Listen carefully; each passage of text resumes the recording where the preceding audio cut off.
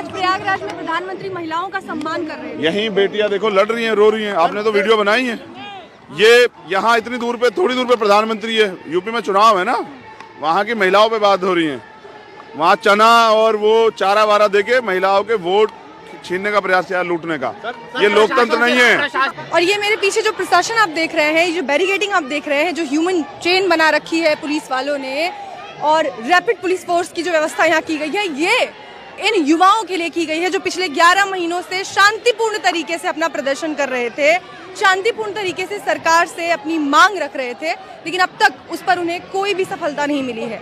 और आज जब भीम आर्मी के नेतृत्व में इस आंदोलन को इन्होंने पुरजोर तरीके से उठाने की कोशिश की है और यहाँ से सरकार को इन्होंने घेरने की कोशिश की है, तो सरकार ने इन्हें जंतर मंतर में यहाँ किस तरह घेर दिया है ये आप मेरे पीछे देख सकते हैं।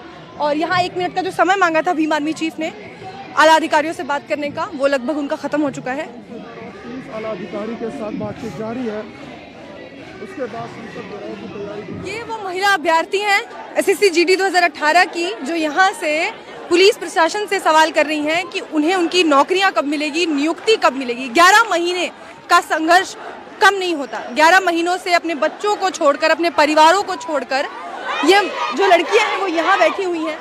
इतनी बंदिशों के बाद भी इस देश में आज भी महिलाओं का शिक्षित होना कितना मुश्किल है, ये आप और हम अच्छी तरह से जानते हैं। और ये महिलाएं खुद को शिक्षित करके आज यहाँ अपनी नौकरी की लड़ाई लड़ रही हैं, रो रही हैं, भावुक हो चुकी हैं, लगभग टूट चुकी हैं। 11 महीनों के अपने संघर्ष के बाद गिड़गिड़ा रही हैं प्रशासन के आगे, और प्रशासन के पास एक ही जवाब है कि उन्होंने मेमोरेंडम सौंप दिया है गृह मंत्री को और गृह मंत्रालय को। लगातार यही जवाब वो देते रहते हैं। और चंद्रशेखर आजाद जो इस पूरे आंदोलन का आज नेतृत्व कर रहे हैं, सलूशन सरकार को निकालना है। हम लोग यहाँ इसलिए हैं कि 11 महीने से यहाँ नौजवान, बच्चे, बच्चियाँ, बहनें, भाई बैठे हुए हैं, और अगर कोई उनकी बात नहीं उठाएगा तो ये हमारा फर्ज बैठता है कि हम उनकी मांग को उठाएं।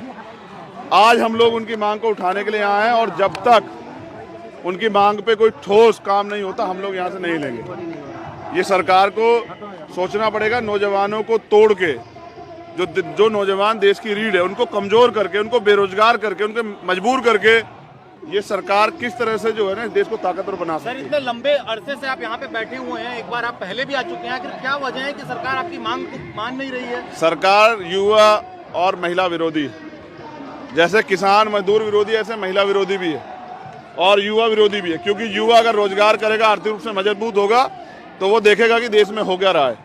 ये सरकार चाहती है कि चंद पूंजीपतियों का इस देश पे कब्जा हो जाए और वंचित वर्ग के लोग हैं, जो नौजवान हैं, महिलाएं हैं, वो सिस्टम से बाहर हो जाए, जिससे ये देश को आराम से बेच सकें। आज प्रयागराज में प्रधानमंत्री महिलाओं का सम्मान कर रहे हैं। यहीं बेटियां देखो लड़ रही हैं, रो रही हैं। आपने तो वीडियो बनाई है।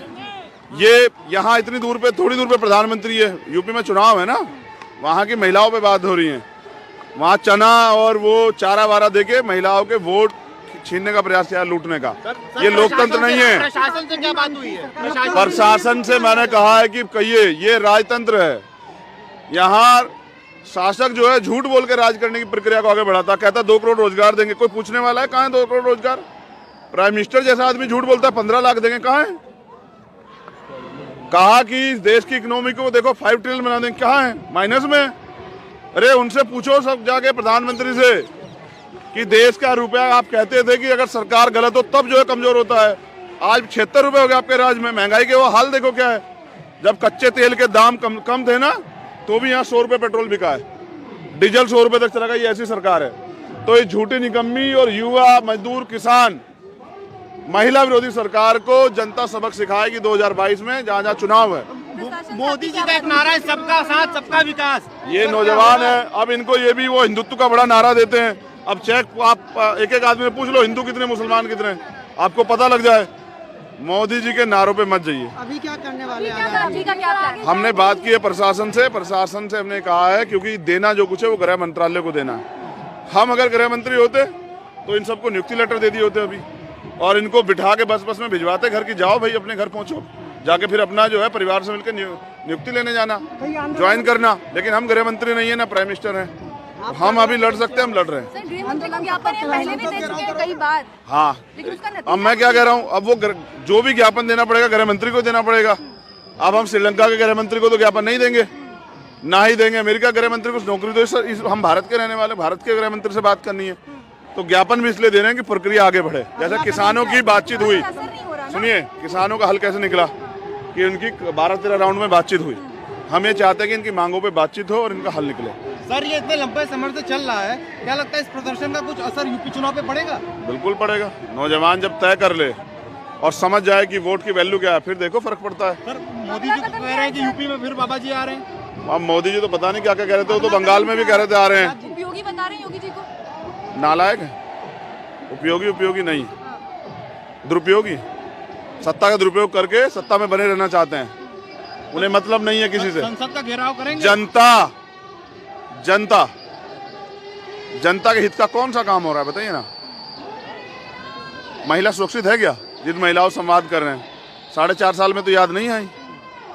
मैं समझ रहा हूं कि यूपी चुनाव की वजह से सरकार ने किसान कानून वापस लिए हैं और अब SSC GD के बच्चों को भी अधिकार देने पड़ेंगे। हम इसको वोट से जोड़ने का काम करेंगे इस आंदोलन को। हम जहाँ भी आंदोलन होता है, आंदोलन वापस लिया है वो चुनाव की रणनीति। हाँ बिल्कुल, मुझे क्या सबको पता है। ये अब अगर आप वापस चुनाव को आधार बना के आप इनको भी हाँ, हम इनसे कहेंगे अगर आज आपकी मांग ना मानी जाए तो जहाँ बीजेपी की रैली हो वहीं चले जाओ आप लोग, अपने बैनर पोस्टर लेकर। प्रधानमंत्री जो आए, गृह मंत्री आए, मुख्यमंत्री आए, कहो कि रोजगार कहाँ जाए, 69,000 शिक्षक भर्ती वाले किए हैं। ये सरकार सुनती नहीं है। प्रधानमंत्री वहीं है और वहीं 69,000 शिक्षक भर्ती के बच्चे हॉस्पिटलों में भर्ती हो गए हैं भूख हड़ताल से। सुनती नहीं, सुनाना पड़ता है। कैसे सुनेगी? जनता लड़ेगी, क्या करे जनता? अब हथियार तो उठाने से रही, ये तो लोकतंत्र है ना, तो अब विरोध करेगी। लेकिन आप अक्सर कहते हैं कि धमाके की जरूरत होती है उनकी बहरी सरकार को सुनाने की। वो तो हम करते रहते हैं, उसके लिए नौजवानों की जरूरत नहीं है। आज कौन सा धमाका कर रहे हैं? बना रहे हैं, प्लान है, बना रहे हैं। प्लान है, बड़ा प्लान है। प्लान ऑफ एक्शन क्या है सर? यहाँ से क्या करने वाले? बता दिया आपको, कुछ बचेगा ही नहीं। बहुत सारे कैमरों से रिकॉर्ड हो रहा है ना।